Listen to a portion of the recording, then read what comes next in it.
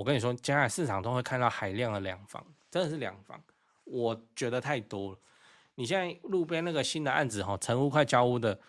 你自己去看里面多少是两房啊？应该80%全部都是两房，所以未来会出现一个，就有人要买新房子那边是一个独立的市场，然后中古的，因为5年后他们要变中古了，中古的两房实在太多，真的很多屋龄是5年新兴的是没错，不过同样跟你屋龄5年的两房数量真的会很多很多，那很多很多就变成什么？就是彼此自走啊，就涨不太起来啊。19年来最大交屋潮对房市的真实影响，先说结论：20年前的房价虽然比较低，但是对于当时的人来说，负担还是超重的。嗨，我是买房阿元，订阅买房阿元，我先祝你老了有房也有钱。我们上一支影片聊20年前买房最轻松吗？如果你还没看过的话，可以看一下。那今天我来跟你讨论29年来最疯狂的交屋数量一样一个新闻这标题我念一下：大卖压时代，29年最大交屋潮来了。去年完工13.8万宅那内容我简单讲一下，就住商机构统计内政部的资料，2024年全台住宅核发使照达13.8万。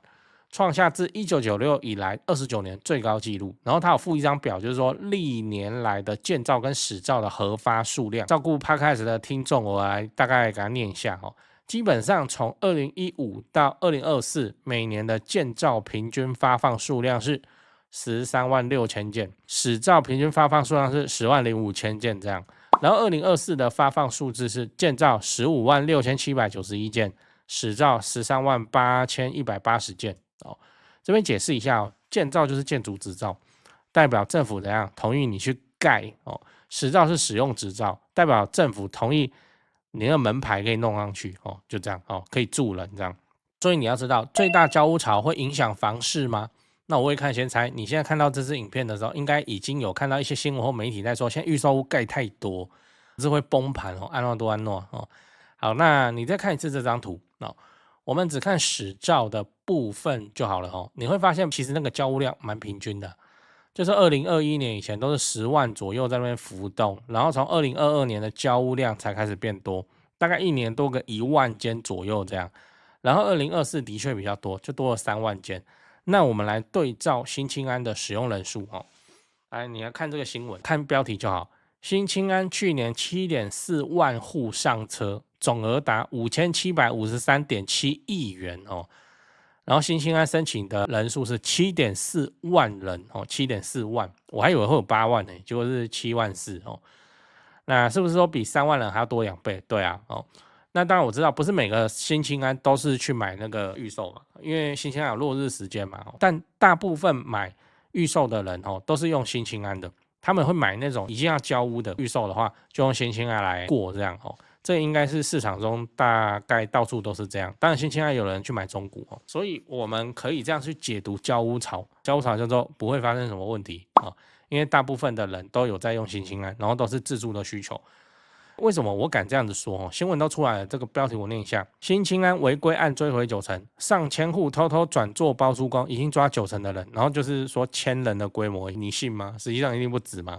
也就是说房市在传了，一堆人用新青安都在出租炒房什么的。政府的立场意思是说没有，抓他有1000人，7万1000%，不足以撼动市场。所以你说这个交屋潮会不会影响房市我个人的看法是不会是不会，因为这些交屋潮真的会硬生生的给它交下来，不会说放着给它烂放着给它爆。这个打房打到现在已经把体质打得很坚挺了，我只能这样讲，就是说现在还能去买房子了，不管是预售，不管是中古这个实力都很强很强，比以前好多了。以前预售怎么炒你也知道，那红单一次包10户20户，现在就变成说你一定要交屋那就少了这10户20户这边在包这边在炒的人嘛那就算要抛出来，应该很多也都是5年以后应该等那个税制。最后你要知道为什么预售很难崩那我们来聊一下说为什么不太需要担心预售屋的市场会崩。你一定有看到吗？就是有人在讲预售会崩的事情嘛，但我会讲说在现今这个房市真的是很难崩很难崩。原因除了建商会去撑那个价格以外，还有很关键就是人性那我们这次来讲外头比较少看到的，在讨论人性的部分那这个人性是说，预售屋的违约条款哦，现在建商跟买方签的合约应该都一样哦，就是你如果要解约的话，要赔对方15%哦，那不管是建商还是买方都一样哦，所以这15%就是一个心理障碍。我简单举个例子哦，如果你在2022买预售，然后这间房子在2024的时候交屋，请问这个预售屋已经涨多少钱哦？我们先不要说什么暴涨70%这么夸张的数字哦，我们就说涨10%就好。好，你在2022买的房子，2024交屋的时候涨10%，这时候你要解约要赔对方15%。那你体感上是赔多少钱哦？当然，你合约上你只是要赔你这个当初协定好的价金嘛。可是它现在市场价已经变高了，所以对你来说，你的体感是10%加15%等于25%，你会觉得你损失的是25%，这是觉得哦。那以1000万的房子来说，你就会感觉自己损失250万哦。那这个数字已经超过一般人的年薪了。你也不要嘴说台积电工程师的薪水有超过我那74000个，就不是都台积电工程师啊。我说新青安那个哦，我要表达的是，今天这个人是你或我的话，更合理的选择是什么？就说，哎呦，我会损失那么多，虽然我赔给建商不用那么多，但是如果我把它硬吃下来的话，哦，那我明显还是有利的哦。那就亲朋好友借一借，哭一哭，帮一帮哦，然后就一样是把那个屋给它交下来哦，就是这样。除非你是打到那个什么第二屋、第三屋的问题，没办法解套，不然哦，交屋哦，对买方来讲还是最佳解哦。这就是我讲的人性的这个层面。所以你看，其实政府现在打房已经打成这样哦，很多建商还是怎样，老神在啊，土地还是在标啊，哦，还是在溢价那边标啊，哦，然后该创高价的地方还是给它创高价哦。像我最近看到一个，我就觉得很夸张啦，这个我真的是觉得夸张。那个高雄哦，农16巨蛋商全能杯的郡都巨蛋，给人家成交到68哦，这个有很夸张哦，因为平常会去那边吃吃喝喝，哇，加倍20倍哦。你看，连我这个台北下来高雄住的，我都觉得很扯。在地高雄人看到这个，他会怎么想？他会想说：“哇靠，算了，都跟我无关哦，该吃吃，该喝喝，反正到时候我去申请社会住宅就好。”就会变成这样哦，两极很分化。哦，对哦，这几件事情先讲，不然怕忘记。就现在不是房地产吹冷风嘛？哦，这已经是事实了。那我自己的观察是这样哦，跟你分享一下。先说台北哦，台北市、新北市。那台北目前依然持续在成交哦，那成交的行情没有特别的高，也没有特别的低，就行情这样。只是说现在的买方分布已经变成说50%是自住换屋哦，那50%是财富传承，投资客几乎都离开台北了。那我想这个也不赖嘛，就没有投资客在那边恶性炒作哦。那前面讲到那个50%自住换屋，自住换屋很重要的考量就是小朋友的学区哦。所以蛋黄依然非常坚挺哦。那50%的财富传承哦，那财富传承讲的就是，也就天龙人嘛哦，有钱的天龙人。那通常都是怎样？长辈就是看生几个小孩，然后每个小孩一人帮他们买一间这样哦，要给小孩的这种属性。所以他那个也没有要投资，也没有要炒作啦，就是保值就好哦。财富传承哦，那你有钱，你要放在全台湾最顶尖的房地产市场。哦，来自住换屋或是财富传承都可以，哦啊，只是说现在成交在4500万以上已经是目前的常态哦。我居然还有观众哦去买超过1亿的大安区房子，然后他们说我台北前辈的团队服务是非常的顶级啊，他们的家族很满意这样。哎，对，所以你要看那些财富传承用的房子或者好学区的房子哦，你就加我前辈的 LINE。小老鼠拜台北，小老鼠买台北，这样加了你就看到他的大头贴，那个是助理在顾的，那他们会不定期的 po 这些房子给你参考。OK 啊，那讲完台北，讲高雄，高雄的情况是哦，也一样市场降温哦，那之前的乱买乱出价族群就不见了，我认为这样很好，因为这样子我们就可以专心瞄准重大建设，就比较不会有那外行乱出高价的乱，你知道。那自从我拍了会员影片哦，我会员影片不是说都会拍重大建设嘛？那陆陆续续我拍了高雄的重大建设有，楠梓台积电哦，到凹子底3大开发案、富邦凹子底 BOT 案，到71期4地重划、新高雄火车站，到亚洲新湾区哈。你们观众很奇怪哈，我拍一个重大建设，你们就跟着买一个重大建设附近。高雄我是很有信心啊，没想到说，这个观众好像比我还有信心哦，买的比我还贵，买的比我还多，真是蛮夸张哦。那看好高雄，你瞄准重大建设，就找我推荐的台湾房屋美术之星店。哦，那在高雄你要卖还是要买？哦，那你就给他们一条龙就好了，就跟我一样。我过去10几年都是他们处理的，这是真的哦。哦，那我付的中介费哦，这样子加起来早就超过7位数。那你看我还是愿意推荐他们，就是真的很没问题嘛，很专业，很 OK。他们的 LINE 是小老鼠 go go go go go， 小老鼠5个 go。哦，那他们有答应我说会 po 在这支 LINE 的房子是都会挑过哦，就是专门给买房阿元的观众。那这些房子都怎样？都适合自产，也都在重大建设旁边。你可以加那个 LINE 来看看哦。高雄没有台北那么贵啊。祝你自产顺利，来高雄玩得开心，赞赞。讲八卦哦，讲八卦。我们今天讨论的那个建造跟实造哦，然后准备迎接未来这几年就要最大的交屋潮就对了，而且是陆陆续续都这么多哦，不是说我们今年最多，突然又窒息了没有？就这样。好，那当然现在的那个房地合一哦，应该讲平均地权条例哦，平均地权条例新制有些限制建商，反正就是说什么你买一块土地18个月之内要盖啊，要动工啊。好，那这个就会大大的减少那个建造的数量。因为建商以前很喜欢养地嘛，现在就不让你养地了，哦，那大大减少。可是这个减少的数量不会是去年弄，今年就发生嘛？它就是等你要看到这个户数变少，应该也是3、4年后的事情。这个建造数量实造数量我的判断是跟今天的影片比较无关了当然没差，我要讲一讲先说结论，我的判断是市场中的两房会太多会太多真的是太多。中古两房还有中古两房自己的战斗力因为中古两房。以前建商在盖两房就怕自己卖不出去，你知道，所以那个两房人家处理盖后谁，跟现在的两房叫做，反正我盖两房你也会买然后盖出来两房还是差很多。中古两房的战斗力就是它稀稀嘎嘎然后就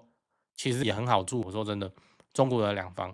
然后它的有一个判断的标准是它的那个厨房能不能自己隔起来大概就是这样，因为那个隔起来浪费空间。现在不是喜欢都是做。什么格局，就是你门打开左边就是厨房吧台，然后就，这是新的两房，大概都这样盖啊。中古的两房真的是厨房还是给你一个单间，然后要通到后阳台，大概都是这样中古两房是很受欢迎的好，我要表达的事情是，哎呦，你要不要看一下我刚刚提到的那10几万的那些建造多少是两房，多少是两房？我未看先猜，应该80%都是两房数量上就是这么夸张。为什么？总价考量，总价考量是说，建商现在也不敢乱盖建商赔不起，建商是一个杠杆很高、风险很高的生意所以建商一定是这块土地怎样算到赚钱，他才去盖的真的是这样。那一房两房、一房一厅一房两房、3房4房，你是建商你要盖什么？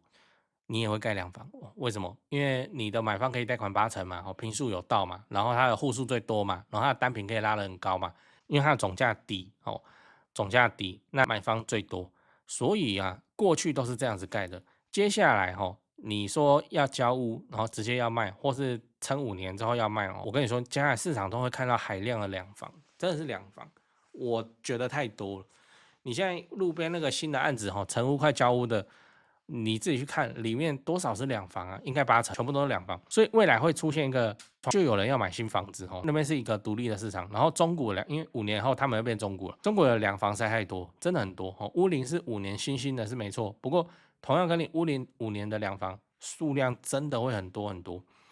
那很多就变成什么？就是彼此自走就涨不太起来做这个稿子看这个我还是很坚定我认为我自己的方向是对的，就是中古屋的正3房平车，中古屋的正3房平车，这个应该会受市场青睐，因为它就不多嘛，对啊，它就不多嘛。你在海量的两房上，尤其又是那些新两房，你说20年的中古两房那个大间好像还很好住那个我还不敢说，但是现在新两房收纳绝对都是问题收纳都是问题。那在收纳是问题的情况之下他未来家庭要有个异动，多个新层怀孕了或者怎么样，往上找啦，要找3房啦，一定是这样啦没讲怎样我都去看过了，我故意挑几个那个有人还住在里面的两房去看，然后还养狗，那狗又是大只的那个狗在走来走去撞来撞去呢真的是这样呢那我看到我就安心了，他们一定会换房，而且要换房一定是换3房只能是这样。对，好，那所以中古的正3房平车，我讲的中古大概屋龄20到30或30出头一点点这个 range， 我的中古很中古好，不是那种10几年、7年、8年那个中古，我的中古那20年以上，我就觉得那个中古的正三房评测的战斗力很强哦，就蛮强的啦，一定是强的啦哦。反正又达到我之前的那个梦幻泡泡理论嘛，就是住过新房的人会觉得新房子好像也还好，他就能接受那种该有的有就好啦，垃圾集中处理哦，然后24小时帮你收包裹的那个保全啊，大概就这样就好了。然后你要冰东西也有地方，就是你订生鲜，它有一个那个冰箱可以帮你冰，啊，现在中古也都有啊，好，又正三房又平车。然后它的总价又蛮便宜的，又差不多比那个新两房再高一点点而已哦，你又可以换到这个等级，所以中古的正三房平车 OK。我为什么不讲那个新案子的三房平车？因为很贵啊，那个总价哦，就真的很贵啊，非常的昂贵啊。所以我还是会坚持我的那个中古正三房平车之路哦，因为海量的两房供应，那些两房要供应给谁？要住两房的人吗？我是认为说，接下来你在市场中会有竞争力的东西，正中古的三房平车哦，是这样哦。那而不是说你拿一个两房，然后在那边跟人家斗来斗去，然后你的两房也很小，他的两房也很小，你的两房为什么要卖？因为东西放不下，我要换屋，小换大，就换新，换到三房我要卖，他也一样啊。那你为什么一开始不去买那个三房平车，中古三房平车，在那边等人家就好了？好，这是我的判断哦。你不用想的那么复杂啦，就是房地产是一个超大的市场哦，没有谁那么厉害啦。然后像主力一样，像股票主力有没有炒作哦？你再有钱，20-30间房子差不多了啦哦。那20-30间房子，对，你看74000间，新青安就这样给它办下去，你算老几啊？哦，所以。我不是骂你，我要表达的意思是说，房地产就是个全员都是散户的市场哦，全部都是散户市场，所以你只要把你的中古的正三房平车照顾好，把它弄漂亮，会有买方的，真的就是那些要卖两房来换那个正三房平车的人，他们就会给你买哦，反而是很不需要去担心说市场中两房那么多，我三房会不会不好卖？不会，你的才好卖，为什么？他们就是住的收纳收不了才要跑出来啊。然后讲到这边，再讲一个东西，这个我之前看我。其他支影片哦，底下留言有在讨论，就是说我一直呼吁那个中古三房平车哦，20年中古哦，25年哦，30年中古是这么中古的哦，好，你不然他们拿个5078年，我都觉得那是新房子哦。好，然后来讲这个，底下留言有特别提到说，他认为四房可以哦，四房他自己也分享他操作的经验，四房哦更稀有。现在建商脑在盖四房了，除了豪宅案以外，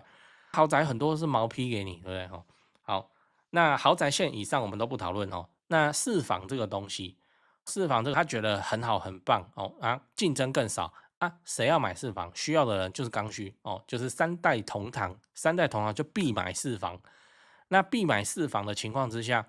市场中根本没有足够的四房供应给他们买哦，所以他买那个中古四房很占优势，那基本上会有一个溢价，然后说什么涨多少趴，26%嘛哦。